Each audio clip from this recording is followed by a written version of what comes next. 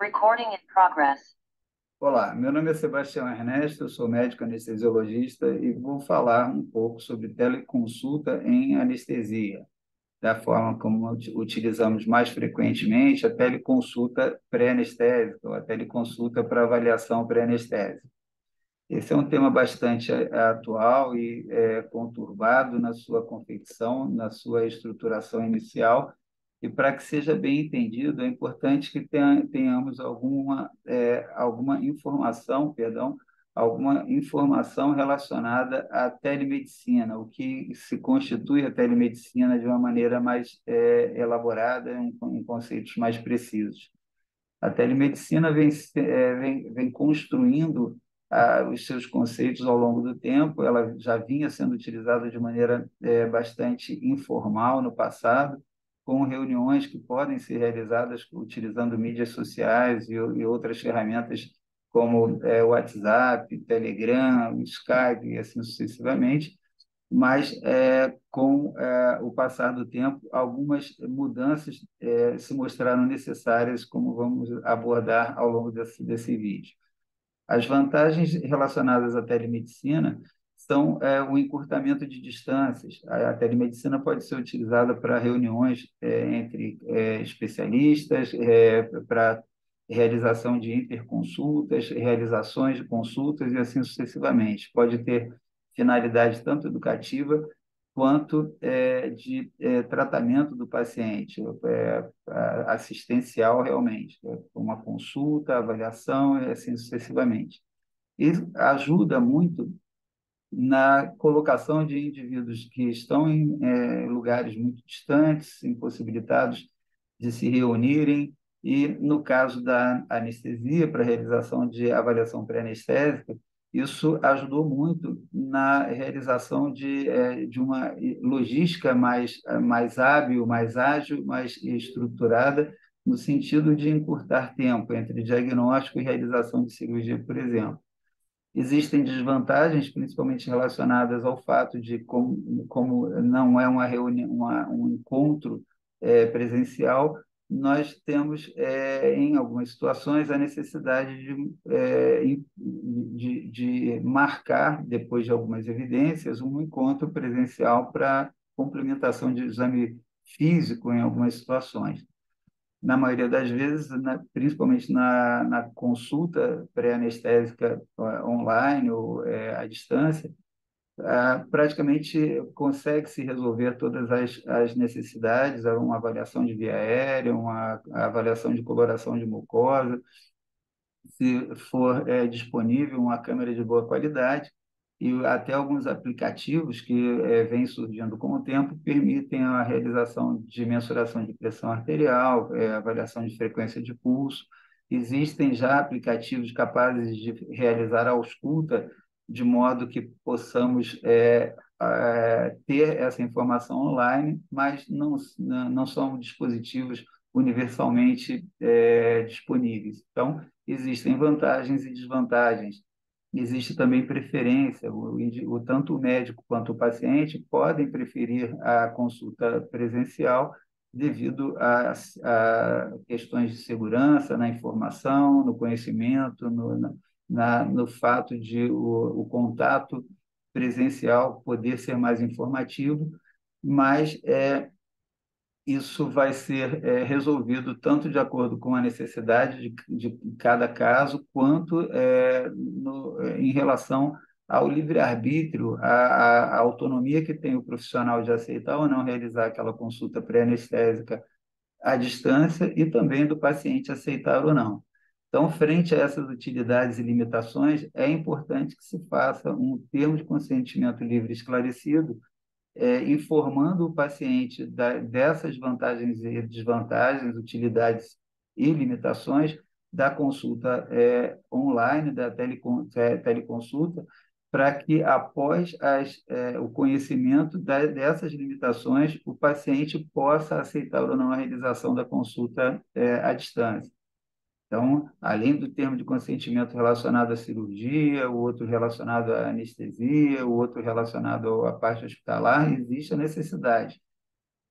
se a consulta for uma teleconsulta, também tem o termo de consentimento livre e esclarecido do paciente, aceitando a realização dessa teleconsulta e afirmando que ele teve essas explicações, assim como o executante, o médico anestesiologista, também precisa assinar dizendo que aceita as condições e que houve uma troca de informações de qualidade, no caso de haver insuficiência de informações, pode acontecer de se manter uma necessidade do encontro presencial para complementação, por exemplo, de exame físico. É importante que o executante, o médico anestesiologista, ele tenha uma assinatura digital qualificada nos moldes da infraestrutura de chaves públicas brasileiras, ou ICP Brasil, que é uma instituição que dá garantia e confiabilidade a essa assinatura digital e deve ser reconhecida pelo Conselho Regional de Medicina para que haja a aceitação e a formalização de uma teleconsulta que não seria possível de fazer com outros recursos, outras ferramentas tecnológicas, como as mencionadas anteriormente, WhatsApp, Telegram, Skype, são ferramentas que possibilitam um encontro, muitas vezes de qualidade, mas que muitas vezes impossibilitam a guarda segura de informações, como é estabelecido hoje na legislação. E o médico também deve ter a inscrição no CRM da jurisdição onde ele trabalha. Então, embora na teleconsulta, na telemedicina, possa haver atendimento de pacientes em outros estados, o médico que atende, ele não precisa ter registro nas outras regionais do Conselho Federal de Medicina, bastando que ele tenha o registro no seu local de endereço. E o paciente pode ser atendido, e no caso do paciente ter alguma divergência, algum dano ou alguma reclamação, ele deve fazer essa reclamação no CRM, no Conselho Regional de Medicina da sua localidade, e aquela regional vai fazer o contato com a regional do local onde o executante, o anestesiologista atende, para ele responder na sua regional. Por exemplo, eu sou de São Paulo, se eu atendo alguém em teleconsulta de Pernambuco e lá ele se sente invadido ou acha que houve vazamento de informação sigilosa, do sigilo médico-paciente, ele pode fazer o questionamento no CRM, no Conselho Regional de Medicina de Pernambuco. O Conselho Regional de Medicina de Pernambuco entra em contato com o Conselho Regional de Medicina do meu estado, e esse me chama para conversar. Então, é mais ou menos desse jeito que funciona. No prontuário, o executante, no prontuário, o executante, o médico anestesiologista,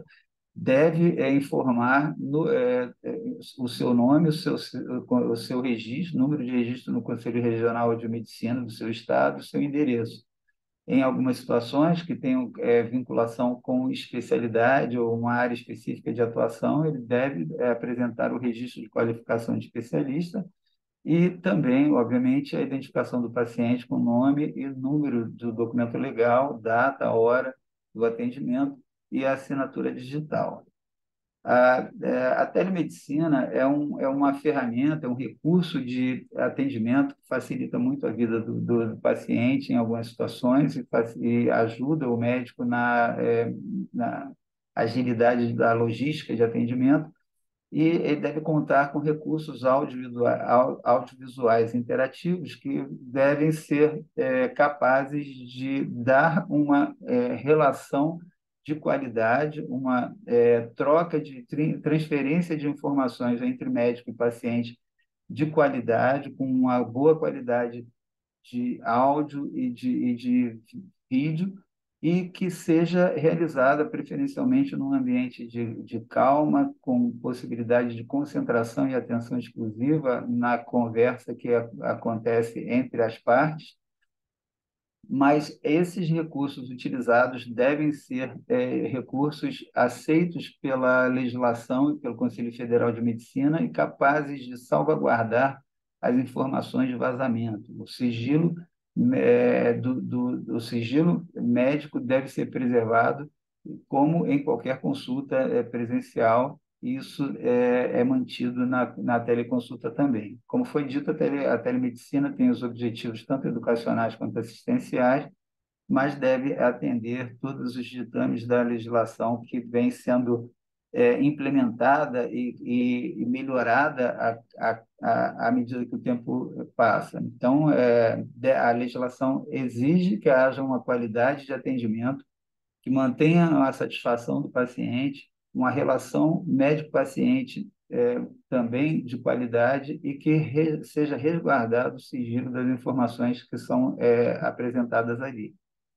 Várias são as leis que, que vêm de maneira associada a atuar na segurança dessas informações, começando com a Lei Geral de Proteção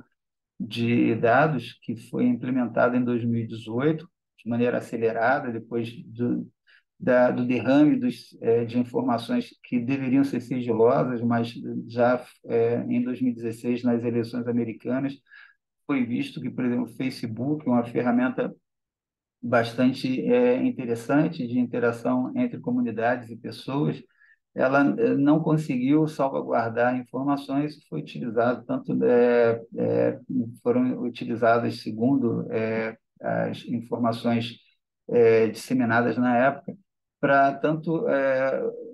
afetar as eleições americanas, como também a mesma empresa foi responsável pela resolução da saída do Reino Unido da Comunidade Europeia. Mas, enfim, a Lei Geral de Proteção de Dados, então, foi instituída com a intenção de proteger dados pessoais, dados que devem ser, então, mantidos em sigilo, e alguém tem que ser responsável pela guarda dessas informações. Esse alguém vai ser ou o médico que colhe aquelas informações e mantém as informações em seu prontuário eletrônico ou físico no seu consultório, ou se ele contrata alguma empresa que se responsabiliza e atua na guarda dessas informações, essa empresa normalmente tem que ter registro no Conselho Regional de Medicina, tem que ter um diretor técnico responsável e esse diretor técnico ele vai compartilhar da responsabilidade com o médico que colheu as informações. Outras leis também que vêm nesse bojo de manter o sigilo e a proteção das informações relacionadas ao paciente são a lei do prontuário eletrônico, que começou a ser instituída, foi elaborada e promulgada em 2018, sofreu algumas alterações, mas continua sendo o centro da questão da Lei do Prontuário Eletrônico, a Lei 13.787 de 2018. E, depois de muitas divergências, muitas discordâncias, com o andamento da epidemia de Covid, foi